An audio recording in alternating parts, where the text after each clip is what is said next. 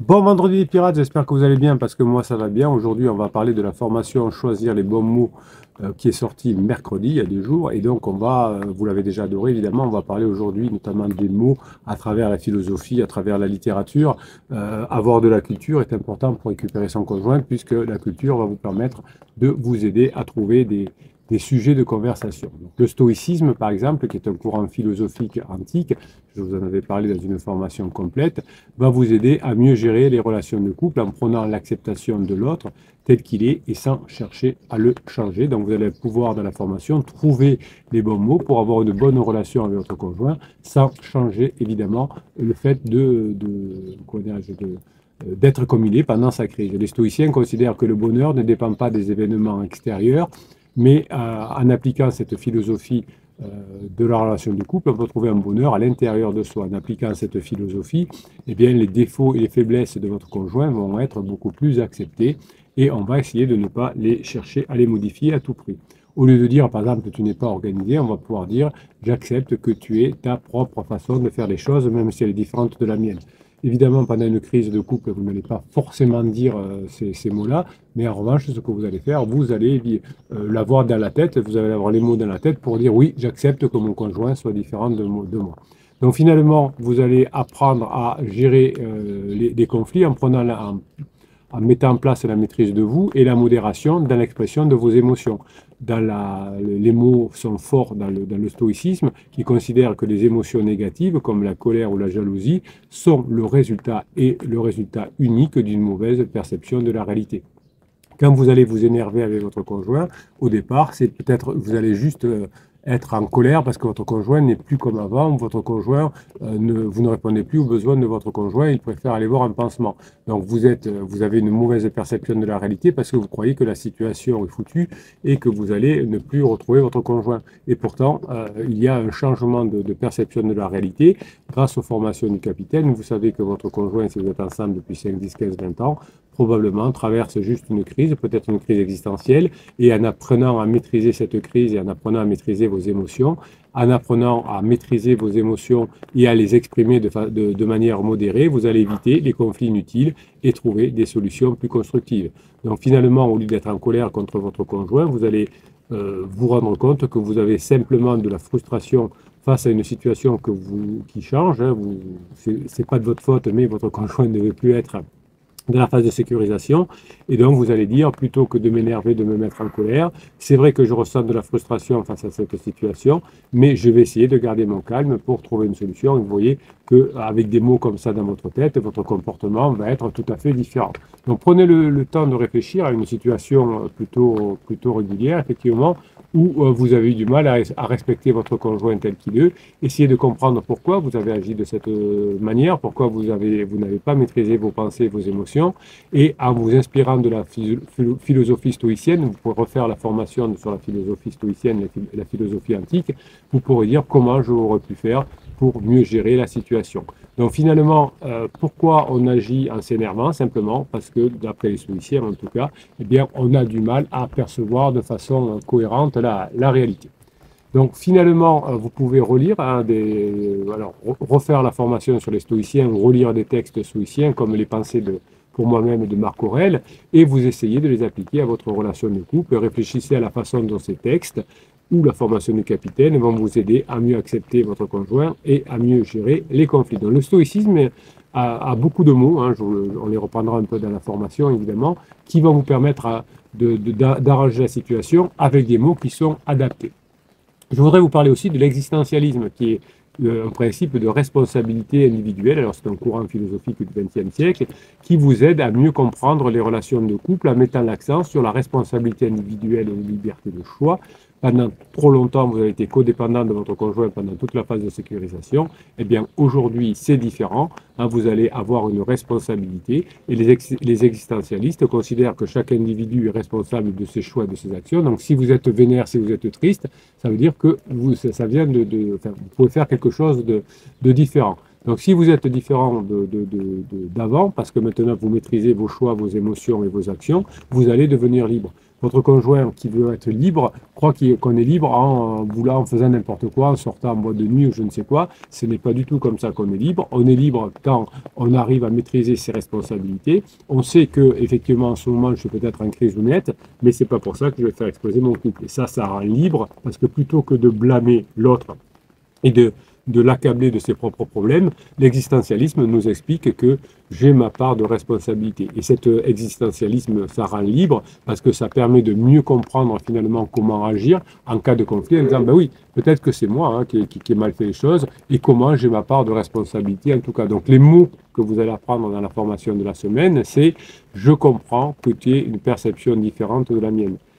Voilà, je comprends. Et moi, je suis comme ça, et toi, tu es comme ça, et comment on peut trouver une solution? Alors, ne dites pas ça à votre conjoint, mais ayez cette situation dans la tête, et imaginez une situation que vous avez vécue il y a quelque temps avec votre conjoint, et si vous aviez agi de cette manière en disant quelle est ma part de responsabilité, je suis libre parce que je sais gérer les choses, eh bien, j'aurais été beaucoup plus efficace, et en tenant compte des idées de la philosophie existentialiste, vous allez pouvoir vous rapprocher de votre conjoint et comprendre comment avec votre conjoint, vous pouvez améliorer la situation en agissant différemment, en prenant part chacun à votre mesure des responsabilités, évidemment.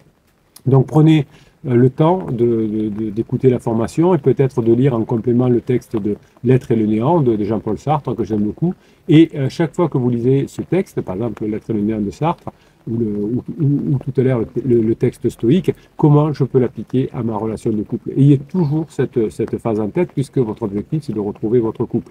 Quand vous écoutez une formation du capitaine, vous savez que ce sont des fichiers, vous avez dans chaque formation 2h30 de fichiers par audio, par bout de 15 minutes, vous les écoutez en faisant votre sport, dans les transports en commun, en faisant votre vaisselle, ce que vous voulez. Vous n'êtes pas obligé d'avoir quelque chose dans les mains, un bouquin ou de regarder une vidéo. Vous ne le feriez pas. C'est pour ça que je vous fais des formations audio, parce que je sais que vous êtes occupé, vous avez certainement des enfants, un métier, donc vous ne pourriez pas rester 4 heures devant un ordinateur à regarder la bouille du capitaine, à vous faire des schémas. En revanche, vous pouvez, avec l'audio, vous avez les mains libres. Vous mettez un casque et vous faites ce que vous avez à faire dans votre vie, et vous pouvez écouter comme ça tout le temps les formations du capitaine et progresser. Quand vous écoutez les formations, vous dites comment je peux appliquer directement ce que dit le capitaine avec les idées innovantes dans ma relation de couple. C'est toujours la question qu'il faut se poser. Vous avez dans les mots à utiliser, les mots qui viennent du taoïsme. Et dans le taoïsme, c'est un peu l'équilibre des contraires. Le taoïsme, c'est un courant philosophique chinois qui va vous aider à mieux comprendre les relations avec votre conjoint en mettant l'accent sur l'équilibre des contraires. Aujourd'hui, votre conjoint voudrait s'éloigner de vous et vous voudriez qu'il se rapproche. Donc, quel est l'équilibre des contraires? Et vous allez mettre ce que j'appelle une technique avec des mots importants qui s'appelle la complémentarité des opposés. Donc, les taoïstes vont considérer que tout phénomène contient en lui son contraire et les deux contraires entre guillemets, et que l'équilibre entre les contraintes est nécessaire pour atteindre l'harmonie comme une pièce à deux faces. Donc, en appliquant cette philosophie à la relation de couple, vous direz que, par exemple, cette crise actuelle est nécessaire pour passer dans la phase tant espérée de la phase 4 de grande intimité, qui est bien meilleure que la phase dans laquelle vous stagniez depuis des années, la phase de sécurisation. Donc, finalement, les taoïstes vont considérer qu'avec les contraires, mon conjoint veut s'éloigner et moi, je vais l'attendre de l'autre côté. En fait, c'est un cercle. C'est pas mon conjoint s'en va d'un côté et moi, je vais déjà en phase 4. C'est plutôt l'idée d'une île, vous voyez, où on fait le tour de l'île comme ça et on revient au même point.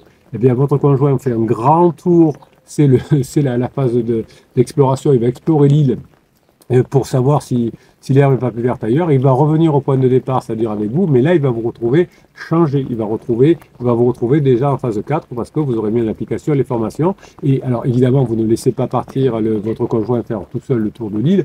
Vous allez être pas loin, évidemment, pour montrer effectivement que vous êtes déjà en phase 4 et que vous êtes attirant. Donc finalement, en reconnaissant les qualités et les défauts de votre conjoint, en reconnaissant vos propres qualités et vos propres défauts, en améliorant vos qualités et en diminuant vos défauts également, vous allez trouver un nouvel équilibre. L'émotivité de votre conjoint peut être une qualité qui permet de ressentir les choses plus profondément, mais ça peut aussi rendre plus vulnérable.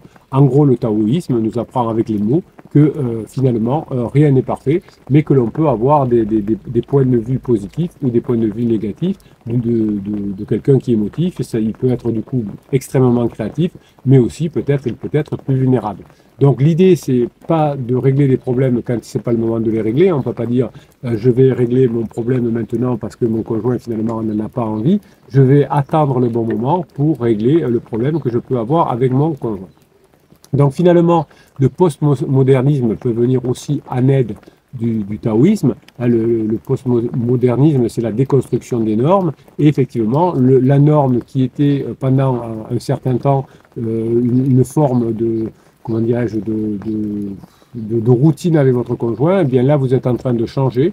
Hein, c'est plus tout ce qui se passe. Vous allez créer quelque chose de nouveau. Donc, vous allez déconstruire les stéréotypes de la phase 4 de sécurisation.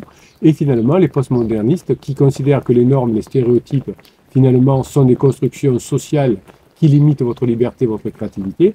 La phase de sécurisation, effectivement, a limité votre créativité. Eh bien, en appliquant la philosophie postmoderniste à votre relation de couple, vous allez apprendre à déconstruire cette phase 4 et à reconstruire la phase 5. Moins de normes, moins de stéréotypes, plus de relations fortes. Donc, tous les modèles de couple sont à peu près les mêmes aujourd'hui. Lune de miel, sécurisation, la phase que vous vivez actuellement, la phase d'exploration et puis la phase 4. Donc finalement, au lieu de dire des choses comme on devrait toujours rester en phase 4 ou on devrait être collé ou j'ai plus les papillons dans le ventre, on s'aperçoit que on n'a plus de stéréotypes de genre, on peut créer le couple en phase 4 que l'on veut. Toi, tu aimes bien faire du saut à l'élastique et moi, j'aime bien lire. Eh bien, je vais lire un bon bouquin pendant que tu vas faire ton saut à l'élastique et moi, je profiterai du paysage. Donc les postmodernistes vont vous aider à mieux comprendre les conflits en mettant l'accent sur la diversité des perspectives et de la négociation. Vous allez considérer que chaque individu, votre conjoint notamment, a sa propre perspective et sa propre vérité qui n'est pas la même actuellement. Il est important de reconnaître la diversité de votre conjoint pour trouver des solutions qui vous conviennent à tous les deux. Donc en appliquant la philosophie de la relation postmoderniste à la relation de couple, eh bien vous allez apprendre à mieux négocier, à vous dire, tiens, mon conjoint est différent, mon conjoint évolue, on va pouvoir trouver un compromis intéressant. Évidemment, il y a beaucoup de stéréotypes et de normes à détruire. D'ailleurs, votre conjoint ne veut plus de cette norme que vous aviez en phase de sécurisation. Eh bien, tant mieux, parce que la phase suivante, la phase de grande intimité, est beaucoup mieux.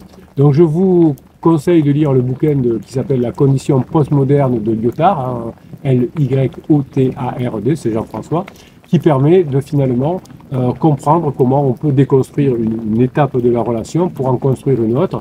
Et évidemment, en lisant le bouquin de Lyotard, vous pourrez, les textes de Lyotard, vous pourrez les compléter avec la formation du capitaine sur les bons mots et dire, tiens, quels sont les mots qui me marquent dans le bouquin de Lyotard, la condition postmoderne, qui me permettent de mieux négocier, de mieux trouver trouver des compromis avec mon conjoint. Évidemment, c'est le pragmatisme et l'expérimentation qui fera que vous pourrez mieux récupérer votre conjoint en mettant l'accent sur j'expérimente des choses, ça marche ou ça marche pas, et je suis très concret. Je suis pragmatique, c'est-à-dire que la vérité n'est pas une réalité absolue, mais plutôt une question qui change. Vous étiez heureux en phase de lune de miel, peut-être pendant un certain temps en phase de sécurisation. La phase de sécurisation est maintenant terminée. Vous allez appliquer les idées concrètes de cette philosophie. Il n'y a pas une vérité qui marche pour tout le monde et tout le temps, mais la vérité, elle évolue en fonction de votre couple. Vous êtes maintenant en phase de 4 en phase de 3 et vous allez passer en phase de 4. Donc le pragmatisme va vous aider à gérer les conflits. Je suis actuellement en phase 3, une phase étroite qu'il faut que je gère et que je gère bien. En appliquant cette philosophie, évidemment, vous saurez qu'on n'est pas dans le délire « mon conjoint devrait être comme ça », les questions sont abstraites, pourquoi il est comme ça, à quel niveau de la crise on en est. Oui, vous avez des formations qui vous permettent de le comprendre, mais ce qui est important, c'est d'être très pragmatique pour faire ce qu'il faut, observer, expérimenter et mettre en place ce qui fonctionne. Ce qui ne fonctionne pas, vous allez éviter. C'est comme un chef d'entreprise, hein, il va créer un nouveau produit, il va voir s'il marche, comment il peut le vendre, à quel prix, etc.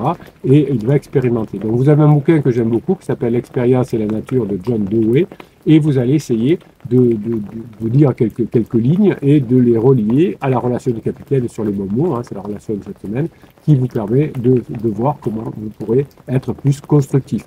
La création de nouvelles réalités, je vais y arriver, Bruno, on se calme. Pourquoi tu parles si vite? Constructivisme. C'est pas compliqué, Bruno, pourquoi tu parles comme ça? Donc c'est un courant philosophique également, le constructivisme. Ah, il est bien dit, à peu près, à peu près. Donc finalement, la réalité n'est pas une donnée objective, hein, selon cette philosophie, mais c'est une construction sociale individuelle. Donc vous allez construire une nouvelle réalité avec votre conjoint croyait que la relation était terminée, votre conjoint pensait que c'était fini, et bien non, vous allez juste reconstruire quelque chose de différent, une nouvelle réalité, une réalité partagée, parce que comme vous allez changer, vous allez faire changer votre conjoint. Donc quelle est la réalité que nous allons créer ensemble maintenant? Votre conjoint peut-être voulait créer une réalité de séparation, et vous maintenant, vous allez montrer à votre conjoint que vous pouvez trouver une réalité de reconstruction, de réconciliation. Évidemment, vous allez réfléchir à des situations où vous n'avez pas suffisamment bien compris cette réalité partagée à construire. Vous l'avez, cette idée. Je veux une réalité partagée avec mon conjoint qui va être la réconciliation. Donc je ne lâche pas et j'ai toujours le mot de réconciliation dans la tête. Vous voyez, en appliquant des bons mots dans votre tête, vous arrivez évidemment à vous rapprocher de votre conjoint.